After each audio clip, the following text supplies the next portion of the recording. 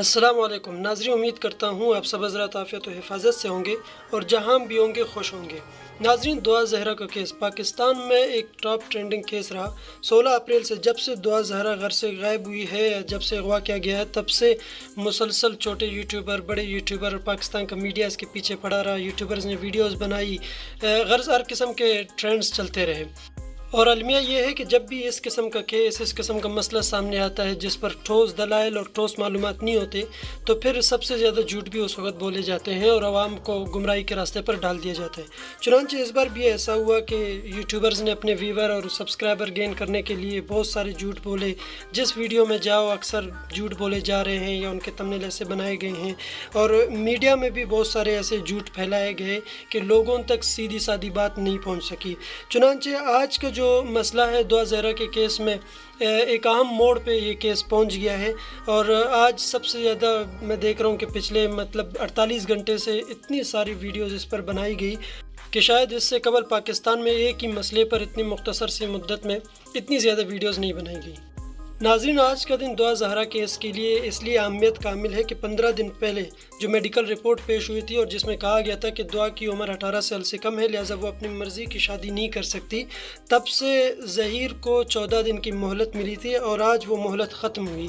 तो आज मुलज़िम ज़हीर और उसके भाई शब्बीर और दुआ ज़हरा को कराची अदालत में पेश होना था और ऐन मुमकिन था कि ज़हीर और उसका भाई शब्बीर गिरफ़्तार कर लिए जाते और दुआ ज़हरा को उसके वालिदैन के हवाले कर लिए जाते।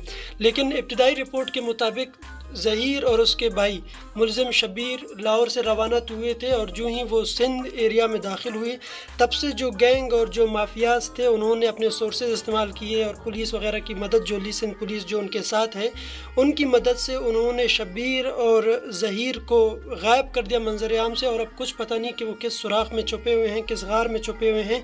लेकिन यहाँ पर सबसे बड़ा मसला ये है कि दुआ ज़हरा भी मंजर आम से गायब है और कुछ पता नहीं है कि वो कहाँ है इस वक्त, कहाँ उसको छुपा दिया गया है मासूम बच्ची को, और वो ज़िंदा भी है या नहीं है।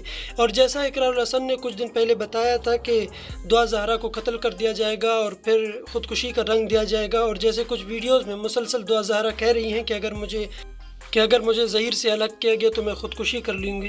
अब ये हो सकता है कि वो ख़ुद से बोल रही हो और हो सकता है उसे नशा आवर चीज़ पिला दिया जाए या उससे ज़बरदस्ती कहलवाया जाए। ये तभी इस बात का ठीक से पता चलेगा जब दुआ ज़हरा बाजियाब होगी, जब अपने वालिदैन के पास आएगी और किसी डर वगैरह के बग़ैर वो तमाम बातों का ख़ुद या तो इनकार कर दे या फिर इकरार कर दे। लेकिन क़ब्ल अज़ वक्त कहना कुछ भी मुमकिन नहीं है। लेकिन सही मालूमात यही है कि अब तक ना ज़हीर और ना उसका भाई मुलज़िम शब्बीर गिरफ़्तार हुए और ना दुआ ज़हरा अब तक बाजियाब हुई। अल्लाह से दुआ है कि जब भी बाजियाब हो जाएगी सही सालिम घर पहुंच जाए और उसे मार न दिया जाए, कत्ल न कर दिया जाए। फ़िलहाल अब तक के लिए जो गैंग और जो माफियाज थे और जो ताकतें उनके पीछे हैं, उन्होंने ज़हीर और उसके भाई शब्बीर और दुआ ज़हरा को मंजर आम से गायब कर दिया है। और जो यूट्यूबर ज़ुनैरा माहम जो उनके इस वक्त अहम कारकुन बनी हुई थी, वो भी मंजर आम से गायब है।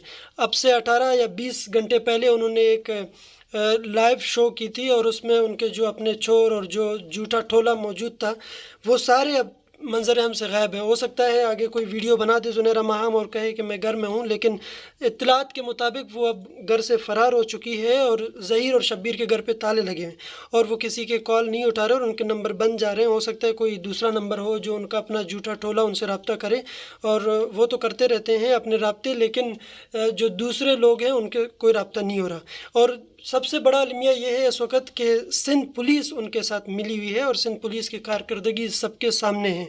हमेशा से मुख्तलिफ मसलों में सिंध पुलिस को लानतें तो पड़ती रही है, लेकिन इस मसले में भी बदकिस्मती से सिंध पुलिस उनके आलाकार बनी हुई है और उन्होंने ही ज़हीर को कह दिया होगा कि आप बिल्कुल रिलैक्स रहें, आपको कोई गिरफ़्तार नहीं किया जाएगा।